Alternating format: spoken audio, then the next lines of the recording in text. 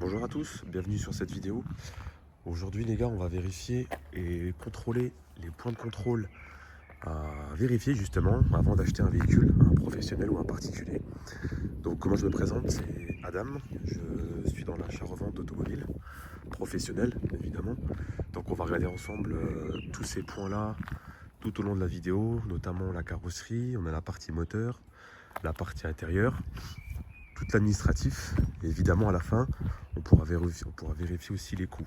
Restez bien jusqu'à la fin de la vidéo, je vais pouvoir aussi vous donner deux petits tips qui sont très importants, qu'on oublie très souvent, et on voit ça tout de suite. C'est parti. On va commencer par la carrosserie déjà. Donc on peut faire on peut faire tout le tour du véhicule. Donc là déjà je peux vous donner quelques petites indications vu que c'est un véhicule qui est destiné à la vente. Donc je sais pertinemment tout ce que le véhicule est là. Donc là ici effectivement on aura un enfoncement ici juste là, mais de manière générale on n'a rien à déclarer sur ce véhicule. Vérifiez bien pareil aussi les bas de caisse parce qu'ils sont souvent enfoncés, donc ça c'est un point à faire attention.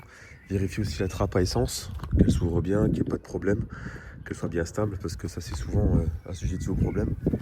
Donc voilà, on fait aussi attention au niveau des portes, que le joint ici soit bien rectiligne tout le long de la portière, et évidemment sur les quatre portes, on vérifie, on ouvre et on ferme. Si on voit qu'il y a eu un jour, c'est que la voiture potentiellement elle a été accidentée ou elle a été remplacée. Donc ça, c'est à faire très attention. On vérifie aussi les serrures. On s'arrange que les clés fonctionnent bien avec le double ou le triple de clés. Ça peut arriver. Voilà. Et dès qu'on a fait ça, la partie carrosserie, on peut s'en aller à la partie moteur. Donc la partie moteur, les gars, c'est toujours à froid. On va faire le test. Hop. Donc, on fait en sorte qu'il n'y ait pas de fuite. Au contrôle, on vérifie bien qu'il n'y ait pas de choses apparentes, de bestioles ou quoi que ce soit.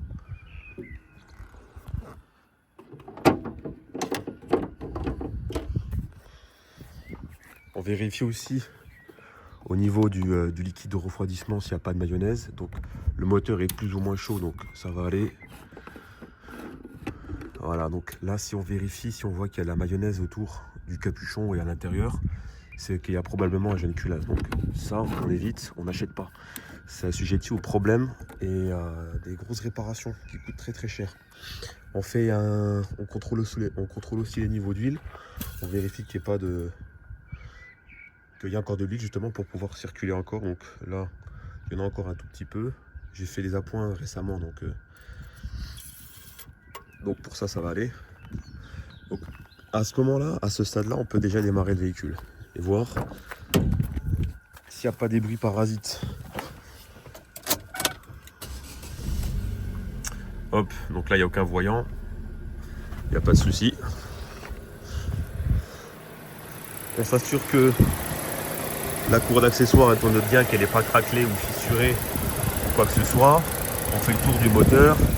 On n'hésite pas aussi à mettre un carton aussi sous le véhicule et à laisser tourner le moteur pour éviter et voir s'il n'y avait pas de fuite, parce qu'on n'a pas accès en bas, donc on ne peut pas tout voir non plus ce qui se passe en dessous. Donc on n'hésite pas à mettre un carton et vérifier qu'il n'y a pas de fuite d'huile. Voilà, ça coûte rien. En parallèle de ça, que ça tourne, on peut vérifier aussi les disques et plaquettes. Donc là les disques sont neufs, les plaquettes aussi, donc on vérifie qu'il y a encore de la mâche sur le disque, et l'épaisseur de la plaquette aussi on sait le voir juste ici. Donc là en l'occurrence elles sont neuves, donc là il n'y a pas de sujet. Et pareil à l'arrière, on contrôle bien à l'arrière. On vérifie aussi à l'arrière, en l'occurrence c'est des freins à tambour. Donc si vous avez du mal à vérifier, ça on peut le voir directement avec un mécano. Ça c'est nous le dire directement. À la suite de ça, au niveau des pneumatiques, on va vérifier l'usure des pneus, parce que ça peut aussi coûter vite très très cher si on n'a pas prévu le coup. Voilà, donc on vérifie ici dans la partie roulante qu'il y a encore un peu de jeu, qu'on peut encore rouler encore avec quelques kilomètres. Et n'hésitez pas aussi à vérifier l'intérieur et l'extérieur du flanc, ça peut présager un ripage, donc un parallélisme à faire. Voilà. Et aussi ce qu'on peut faire, le petit tip, c'est que quand vous tournez le pneu, on peut vérifier à l'intérieur les triangles et les flexibles de frein qui ne soient pas usés. Donc là en l'occurrence ils sont neufs, là et les flexibles sont tout neufs, donc là il n'y a pas de sujet. Et on fait la même chose de l'autre côté.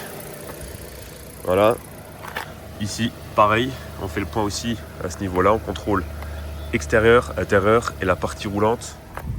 Et pareil pour les pneus à l'arrière. Voilà. On va passer à la partie intérieure maintenant. Donc on s'assure que le véhicule soit propre évidemment, hein, qu'il n'y ait pas de taches ou des choses un peu bizarres. Des poils de chien, des odeurs de cigarettes qui peuvent annuler la vente parce que ça peut aller très très vite. Hein. On ne fait pas deux fois bonne impression comme on dit. Donc on s'arrange on s'assure que le véhicule soit bien entretenu, les portières, que tout fonctionne bien, d'accord. On s'assure que les clignotants fonctionnent bien. Hop, on voit que ça marche ici. Ok, les warnings. On s'assure aussi que la climatisation fonctionne, les aérations, la radio, la boîte de vitesse, on les passe une par une. La boîte à gants aussi très négligée, on vérifie ça, qu'elle soit pas cassée à l'intérieur. Hop, on s'assure qu'elle fonctionne bien, qu'elle n'est pas cassée.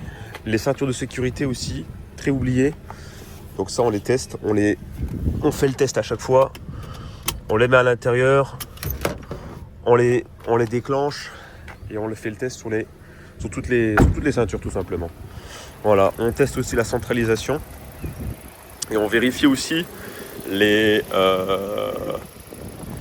tout ce qui est papier administratif. Voilà, donc on n'hésite pas à demander s'il y a des factures d'entretien, le carnet d'entretien aussi également. Bon là je ne l'ai pas sur ce véhicule là, il est au bureau mais je l'ai aussi, donc administrativement là-dessus on est aussi bon. Voilà, on n'hésite pas aussi à faire un test, un essai routier à la personne qui nous la vend, aux professionnels ou aux particuliers. Donc on fait un test sur autoroute, on l'a fait tester au maximum 130 km/h, voilà, pour rester dans les règles. Donc voilà les gars, c'est pas très compliqué. Avec un peu d'expérience, il suffit d'avoir l'œil. Avec l'expérience, les 2-3 premiers véhicules, vous allez avoir un peu du mal, mais au fur et à mesure du temps, ça va aller. Donc il y a aussi un point très important, ce qu'on peut vérifier aussi, ça coûte rien, c'est de contrôler juste en dessous, bon là je vais pas le faire, mais vérifier en dessous, il va y avoir un longeron à l'arrière. Et à l'avant c'est pareil, on vérifie qu'il soit pas enfoncé. S'il est enfoncé, le contrôle technique ne passe pas. Donc il faudra le remplacer. Bon, ça coûte pas très cher, mais le montage, ça peut vite devenir coûteux.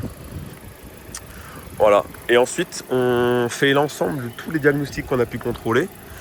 Donc, et on peut faire aussi le calcul de tous les coûts, combien que ça va nous revenir, qu'on puisse avoir une marge de manœuvre pour pouvoir négocier, notamment ici la carrosserie à refaire, peut-être s'il y a une vidange à refaire, ou une batterie à remplacer, ou quelque chose comme ça à refaire, ou des pneus aussi. Hein. Les pneus, c'est souvent la partie qui se manifeste le plus, le remplacement des pneus. Donc voilà, on fait le point là-dessus, on contrôle qu'il n'y a pas de souci. Voilà les gars, donc on a fait le tour de la voiture. C'est un véhicule qui est affiché à 3290 €, donc très très propre. Tips les gars, donc on n'oublie pas le double de clés, à bien demander le double ou voire le triple, et qu'on s'assure que toutes les clés ouvrent bien les serrures et fassent bien démarrer le véhicule, pour éviter tout souci. Et on n'oublie pas aussi une valise de diagnostic, donc ça coûte un petit peu cher, mais bon, vous pouvez investir sur une machine à 100 €, ça suffit très bien pour voir tous les problèmes que le véhicule peut avoir. Donc on n'hésite pas à prendre la valise avec nous afin de diagnostiquer le véhicule et voir qu'il n'y ait pas de souci sur le véhicule électroniquement. Voilà. Il y a aussi un point très oublié que je peux aussi vous donner, c'est faites appel à un mécanicien. Donc allez voir le véhicule avec un mécanicien. Si vous êtes sûr d'acheter le véhicule, prenez-le avec vous, parce que c'est son devoir de conseiller aussi les gens et de dire si on achète ou on n'achète pas.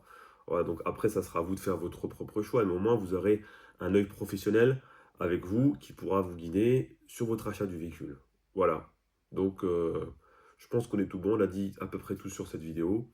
Je vous dis à la prochaine les gars pour une prochaine vidéo. Et voilà, à plus, salut, ciao.